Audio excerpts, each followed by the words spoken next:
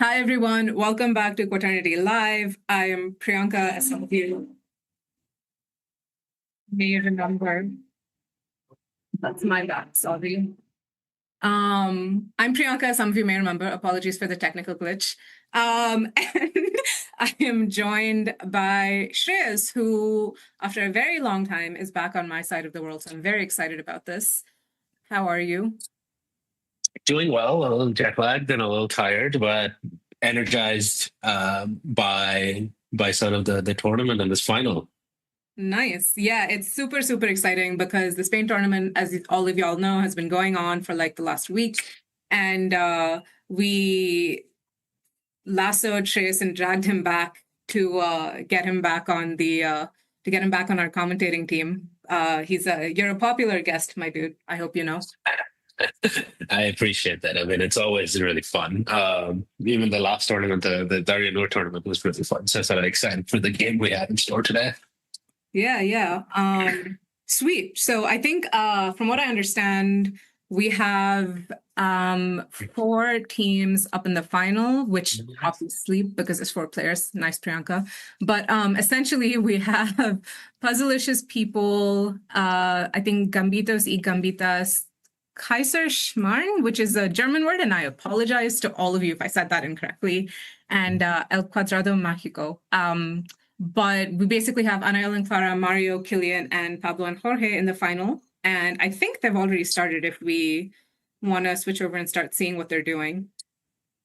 Yeah, totally. And I mean, I guess just like meta context, we are following the same format as we had at the Daria Noor tournament and the Helens tournament before that, where we have teams, and then there's also an individual championship, and this is the individual final. So it's the top player from like the top four teams to form the first board in the final round.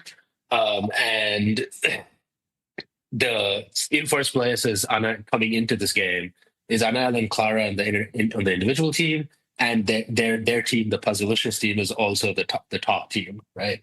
The only other team in contention is Killian's team, the German team, which I'm not going to butcher the name. And I think Mario's team has an outside shot too, but that depends on a bunch of other results needing to go through. Sort of like surprisingly, for the first time, I think Jorge has come into the final not really being in a position to sort of take it, or at least he put allow his team to be in first place. So yeah, we're in for a really interesting setup. Anything to add there, Priyanka, before we jump into the game itself? No, Because it started to move. I think you got all of it, though. I'm amused. I appreciate that all of these times doing lives with me, you've learned what good hosts do, and covered me when I forgot because I was very excited about the fact that the game had started. So No, all good, all good. So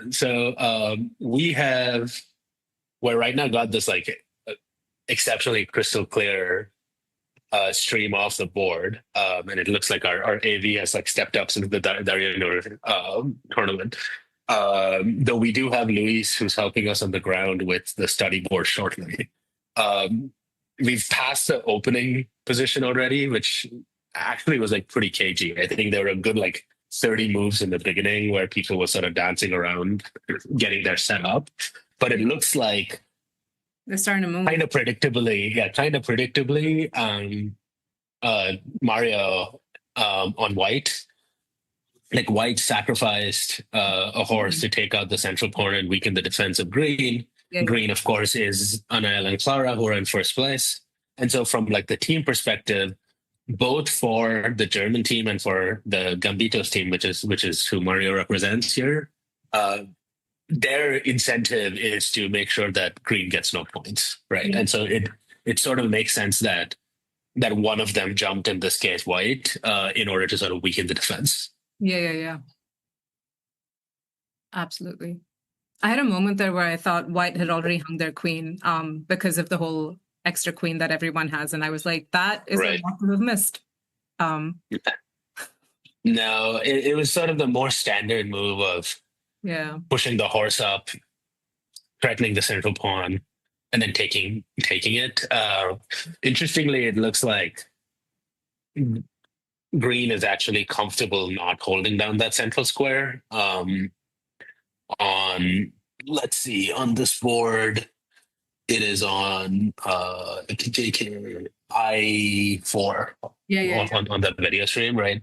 That's sort of leaving that open, which is quite interesting because it's actually a very aggressive position because it opens there.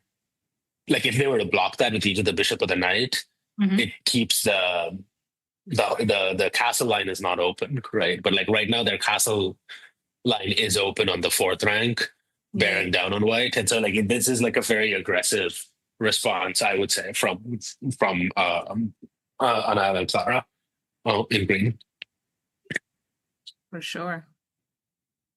It's interesting too, because like I don't, like you were saying at the beginning, everyone was being very, very careful. So it's always hard for me to, or it's interesting for me to note how people choose to move along in these finals where it's not just about your individual performance anymore, and you're like actually playing to ensure, you know, that your team goes through in a certain way. Yeah, I think, yeah. I mean, I think in general, it's always fairer, one could say, for um, tournament like price structures to reward consistency over the entire tournament.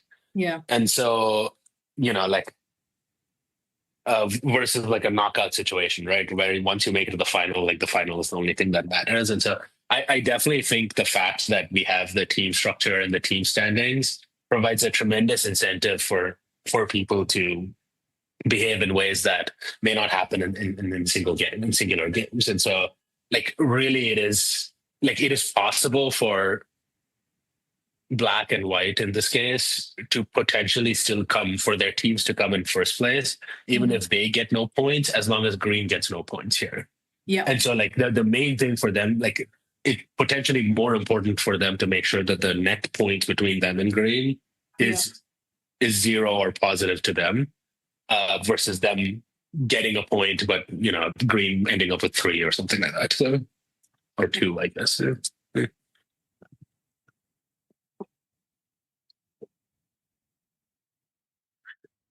Okay.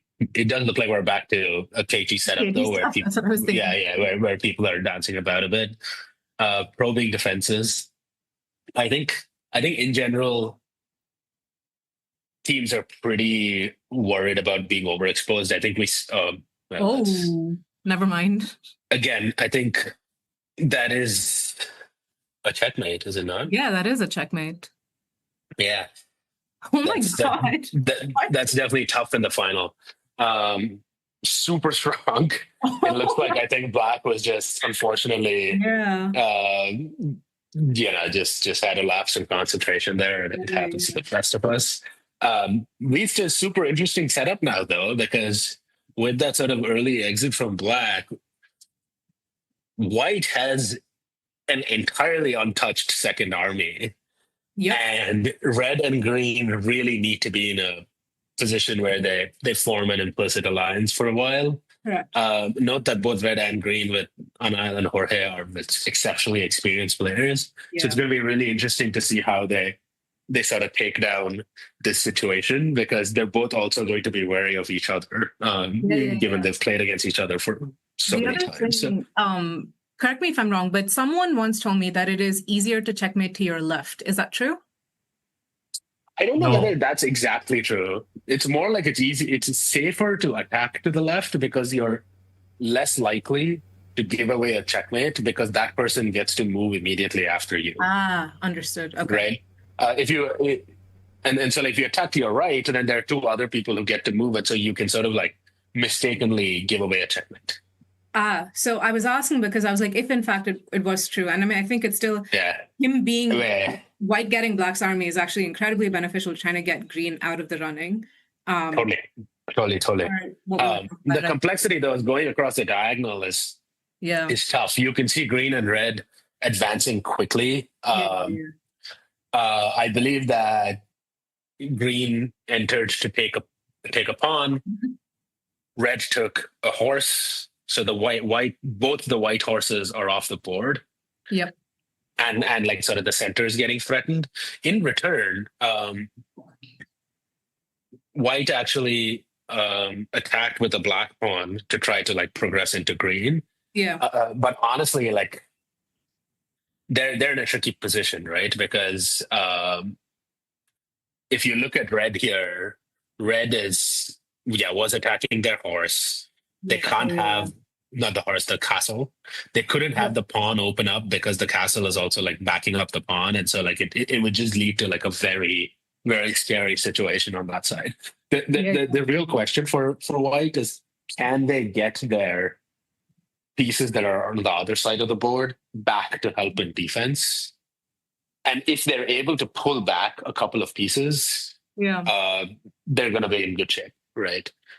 But right now it's complicated. It's very complicated because they can be overrun right now, and like the next five moves, if they're able to weather that storm, they're going to be in a very powerful situation. Yeah, sorry, Madhu here. Can I also mention that every move that Green is going to make by bringing White's army back to them is like mathematically, every move that is made to bring one second army back to oneself is technically a move lost, which means that the other two players can actually continue to attack the person who just got the first checkmate. Like, I don't know what That's only opinion if is you. on this. I mean that's only if you. I mean I see what you're saying, Madhu, but that's only if you are forced into a position where it does not serve both purposes, right? So for Right. like example, right now, the bishop on sorry, I need to the bishop on J11 Right. is attacking the green horse. Correct. And if it takes the green horse, you've brought a piece back while defending, right?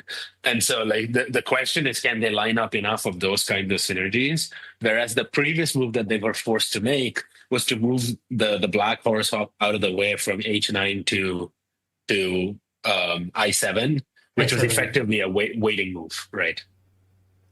So now Anil is going for the kill, traded a horse for a castle there, which is still aggressive. I mean, like, again, this is where white just needs to weather the storm, where, like, candidly, red is the player who's in, like, the best position here. The queen's in the white area. They've got the castle backing up the pawn. It's really, really powerful position, right? But again, still, like, not straightforward to break it up because white is one move away from bringing queen one back. And also Another move away from from getting the bishop back. Yeah, white they're like reasonably well defended, right? I think it depends on green and red's relative appetite to sacrifice, where green did just give up another horse. Yeah. But really what I would expect is that red's horse and pawn pushes start coming out like soon. Yeah. So, I think the thing is that like with the queen being in white spaces, never mind. There's very little the queen can do right now that would not just throw away the piece, but which queen? Red's queen, I'm sorry. Yeah. Red's queen doesn't have a whole lot of place to move yet. But like the primary question is like green will probably try to put pressure on the dark square bishop of white. Yeah. Who's the primary defender of the castle. Correct. And that's why this is not in a stable position at all, right? If white brings their queen back to say C2, right? Yeah. Then things start to look much more stable, right? I wonder why white's not doing that yet, though. What is white waiting for? I don't know. It's a really good question. I think probably this is like the first lull, right, where nothing is attacked, and so I guess they're being super aggressive. Mario is being really aggressive. He wants to take the attack. Yeah.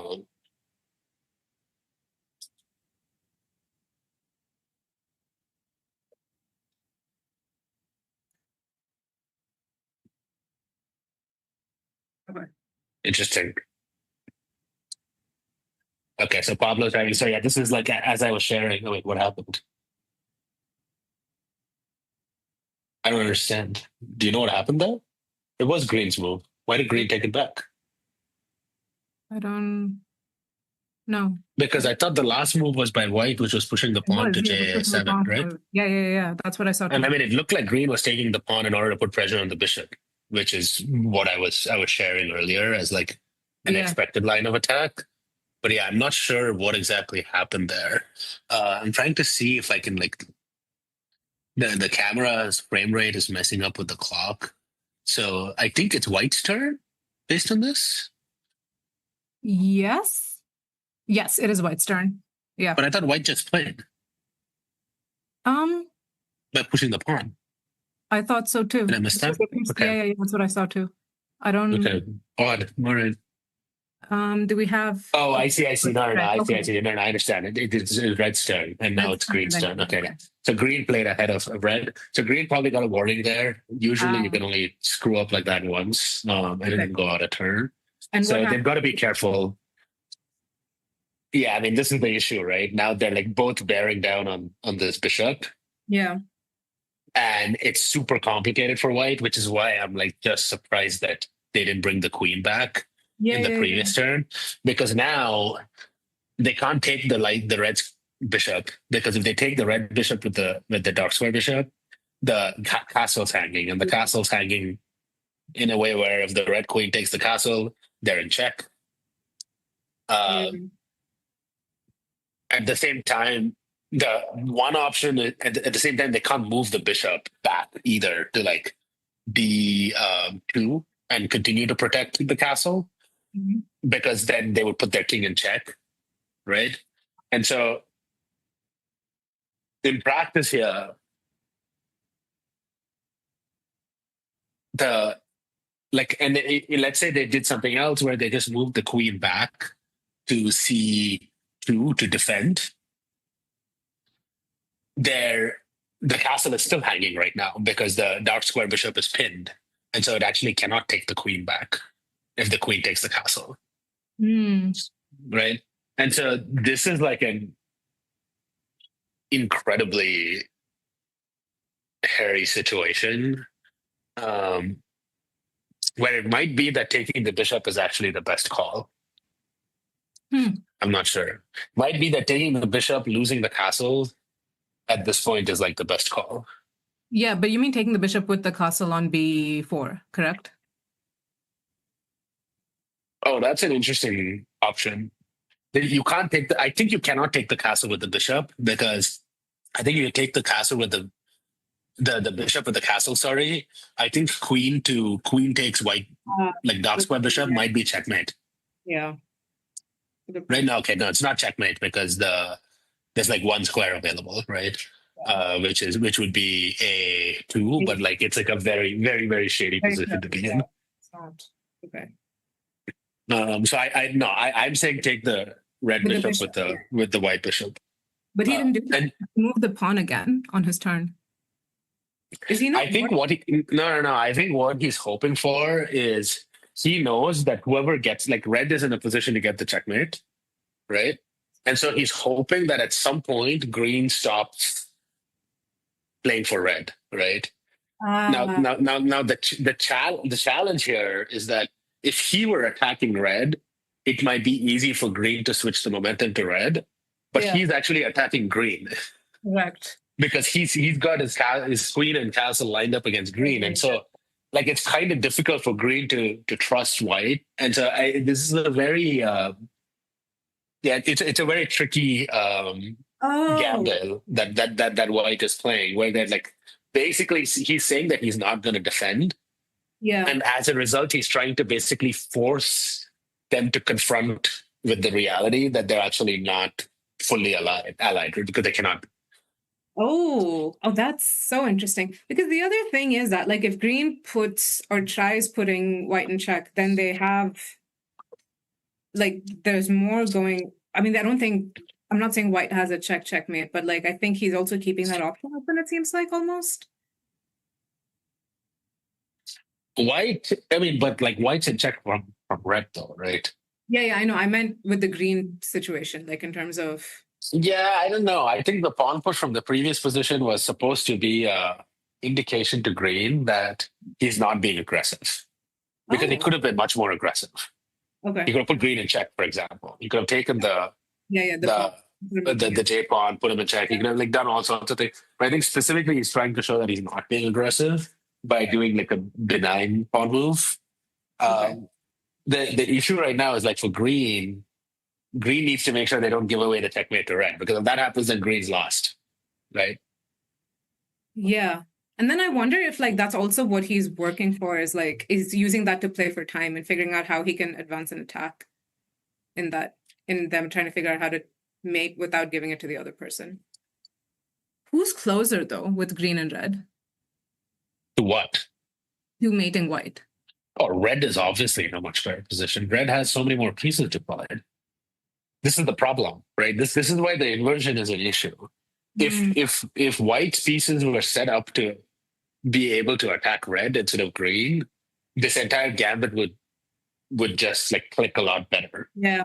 But the problem is that the threat he has is against green, but the person who's threatening him the most is red, and so green, in fact, like if red's attack loses steam and red gets weakened, it might be that white ends up like attacking green immediately, right? Because like that is the way his pieces are, right? And like that's the easiest attack.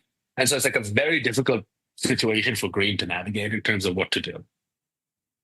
Yeah, this is the classic example of like one player being in no man's land, which does not happen in like binary chess like normally, but in Quaternity it's very common, and I think green is in completely no man's land here. Like, it's Yeah, so this is what they've done, right? Like green is like pushed back, but dude, this is like very tricky because like. But I think red might lose their queen now.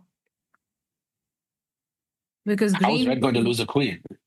Well, because it's white's turn to move. Green moved before, but it was a very Green did like waiting move, right? Yeah, so then if they're not sure what to do. The queen with the bishop. No, you can't, because the bishop's pinned by the red bishop. Right. And so like actually the most likely outcome is that white is about to lose that dark square bishop as well. Because also like they're in check. Given he's in check, he has to move his king. There are only there's only one square actually, right? No, two squares to move his king, which is A1 and A2, right? So he moves it back. The moment he moves it back, you take the piece with the bishop. Yep. Putting him in check. And so like it's super tricky. It's super tricky right now. Oof. Oof. And so there may be I mean I expect either the dark square bishop to be taken, because I don't think there's any other options here for white. I think white either has to go to A1 or A2. Man, this is a wild game. Like for a final, this is insane. We're already down to 4 minutes. Ooh. He's blocked. Excellent. Nice. That was a good find. Yeah. Marshalling his other resources, because that's the thing he's got to do, because he's not been able to get these other pieces in play, which is the benefit of the checkmate, because he was trying to do this very aggressive strategy. But I think at this point he's just got to do that, because his defensive position is tremendously weakened. That was nicely done, though. I was trying to figure out. I was like, there must be something that we're not seeing. I mean, it's tricky, right? Because I mean, it's still like not great, because bishop takes bishop here. Check. Green can help out and choose to take the bishop. Yeah, but most likely. No, they might, right? Because if red takes the white bishop, then green could take the red bishop. Correct. I don't know why they would do that though, because like given green's situation, if they want to steal a mate, their best bet is to not mess. I don't know if they want to steal a mate. I think they will like try to participate with white for a bit. Really, you think? I don't think it's a crazy thing to do.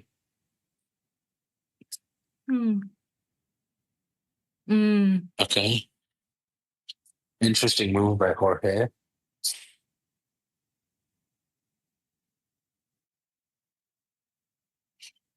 I see. Okay. So what Jorge is doing is he's setting up to push the pawn next. because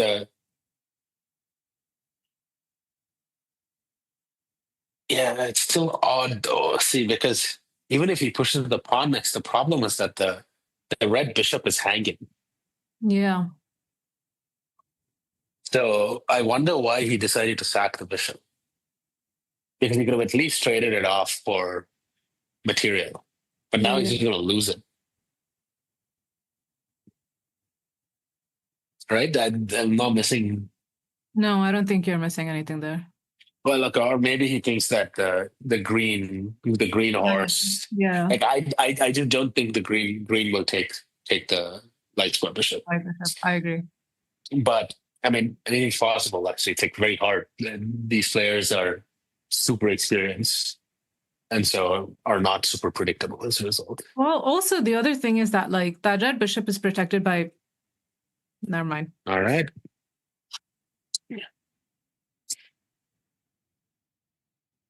Yeah, because I was seeing the line is open on 4. With the castle and the red. See, but this is where he's just absolutely forcing the moves. I mean, this is wild, right? Because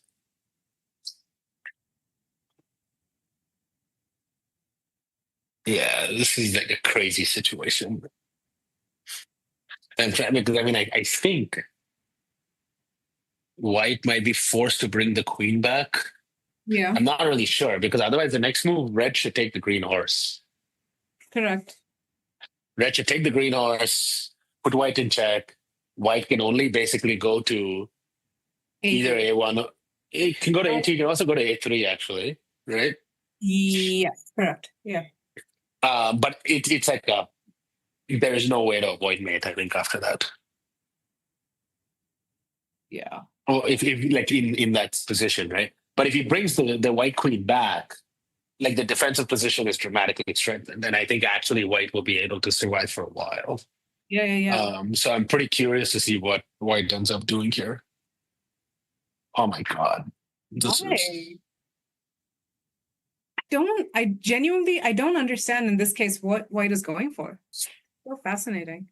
Dude, Red's got to take the green horse. I don't know. I just don't see that not being like an effective strategy here. The other thing is that if Red... No, not yet. Not yet.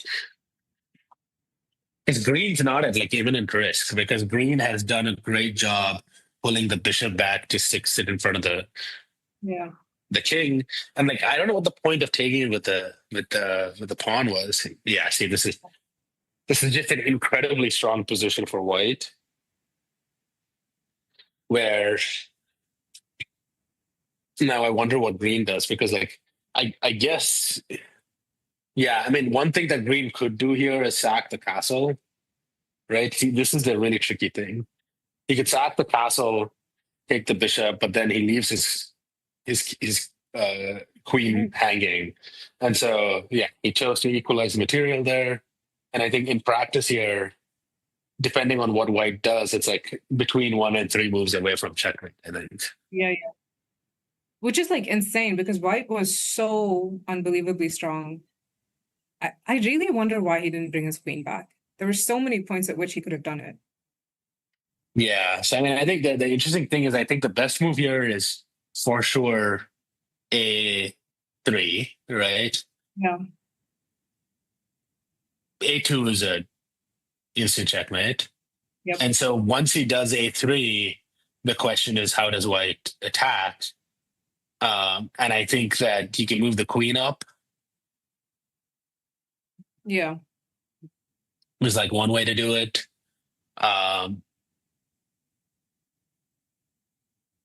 It's a little bit tricky because I think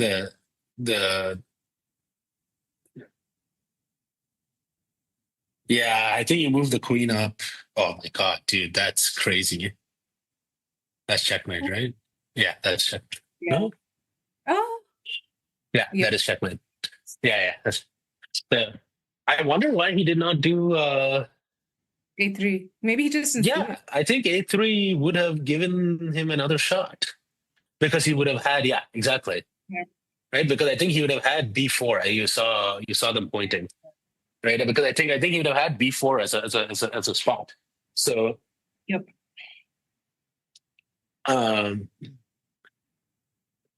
and yeah, I don't know.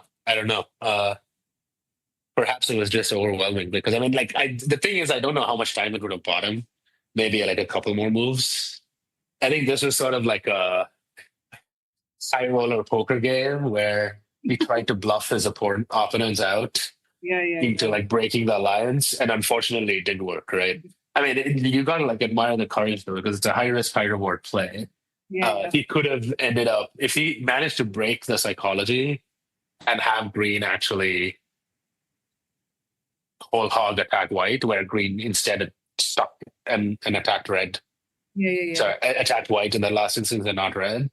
I think it could have been quite different. But unfortunately, that didn't work out. I do think that now, I mean, with as experienced a player as Jorge, it looks like Pablo's back potentially in the driver's seat. Yep. Like, this should just be a matter of time. Like, I mean, the material difference is just so wild that there's like nothing to be done.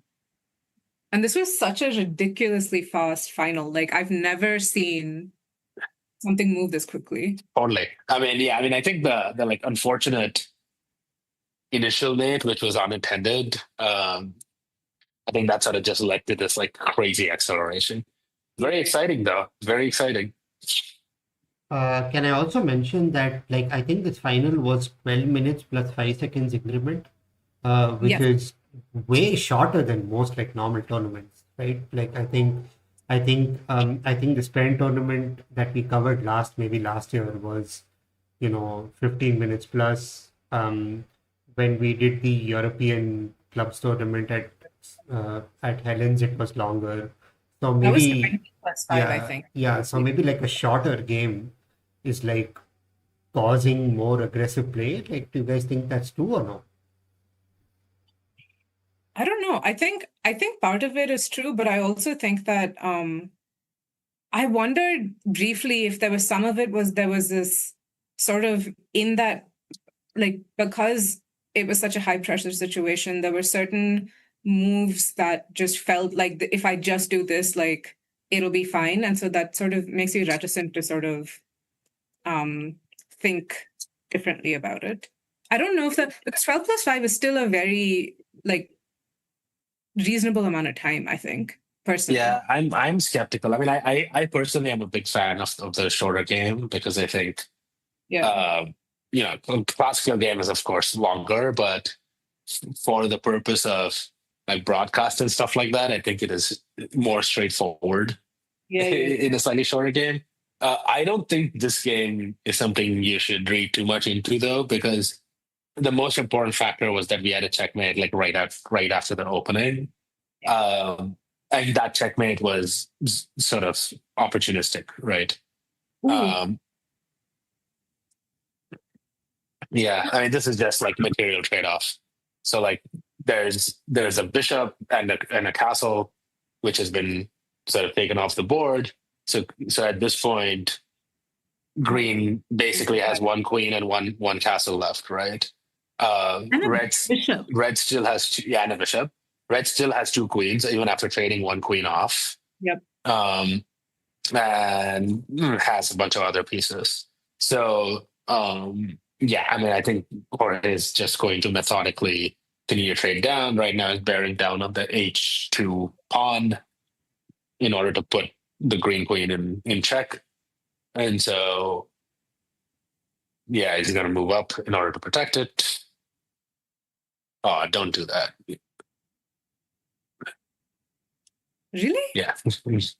No, that's good. He was initially about to take the pawn, which would have just sat the queen needlessly. Yeah, no. I took a second because of the white, and I had a moment where I forgot that black, white, and red are all red right now. Yeah, exactly. Yeah, that's always kind of confusing. I mean, white's got an interesting move here to go all the way to the end to K1 and put the king in check. I think that's going to be somewhat interesting. Yeah. It is just really hard to see all the options now, though.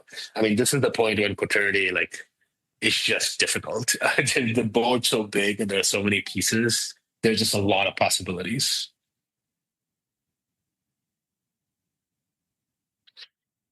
And they actually don't have a ton of time. Green has 3 minutes is a lot, don't get me wrong, but it's not in the long scheme of things. It's not that much. How much does red still have?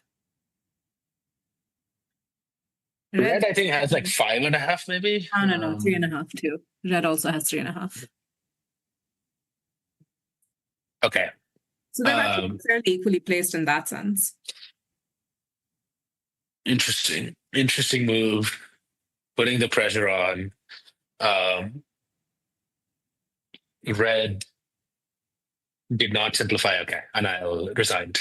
Oh, okay. Which makes sense. Yeah, that was a matter of time. What an absurd final! Absolutely absurd final. That was truly insane. Wow. Okay. I mean, there's a first time for everything, right? I mean, like that level of excitement is Yeah. it's just not something we're used to. We unfortunately skipped the middle game today. Yeah. But I think we did get an exceptionally interesting approach by White Right. Yeah. when sort of in position with the large army. And at the end of the day, White came away with 2 points. Red ended up with 2 points. Green was at 0. And so from like an overall tournament standpoint, I think unfortunately some other results has not gone the Gambito's way. Yeah. But I think in theory, like the German team still has a shot if they're able to perform on the other boards. Yeah. And I think that's a really interesting thing. And that's what makes this so fascinating in terms of this tournament structure is that even though, like, actually precisely what you were saying before, with the whole consistency with different players and different teammates, you can't, like, Anael and Clara sort of, it doesn't, how do I say this in English? What I'm trying to say is that these guys, like, there's still a shot, like you were saying, for the German team to win. Which, by the way, for anyone who's interested, I recently found out, or I was told, like, that it means the Emperor's mess in German, which I think was just fascinating in terms of a team name. But mess as in like kitchen, or mess as in like um, dirty stuff? I don't know. I was told it means Emperor's mess, and Okay. I'm sort of Very cool. yeah, and I think it's just I think it's like interesting because in this case for each of the teammates, like I think the Puzzle-licious people team or like the Puzzle Room team still was pretty far ahead. But I think like the other boards can still catch up. So even though in this specific game, like red, it's 12 points, right? It's 12 points. I mean, I think you need to play really well, but if you get 1 5er, suddenly things start to become more approachable. Yeah, so but yeah, we really need to wait for those other results to come in to really know where it's going to land. Sorry, I said a whole lot of nothing with my earlier statement. What I was trying to say was we still have to wait to see what happens with the tournament, which is what's cool about the tournament structure, was what I was trying to get to, and I did that very badly. But this was insane. I really still don't know how to process this game because it was just because I remember like when we first started out and we were starting out with a live too, they were so cagey, and I feel like everything went from a 0 to 1,000. Yeah. This was like they went into 5th gear and nothing, and then like it did not recede after that. Pretty awesome though. Pretty awesome. The game theory was fun. I mean, you're not going to see that in any other game. So this is pretty exciting.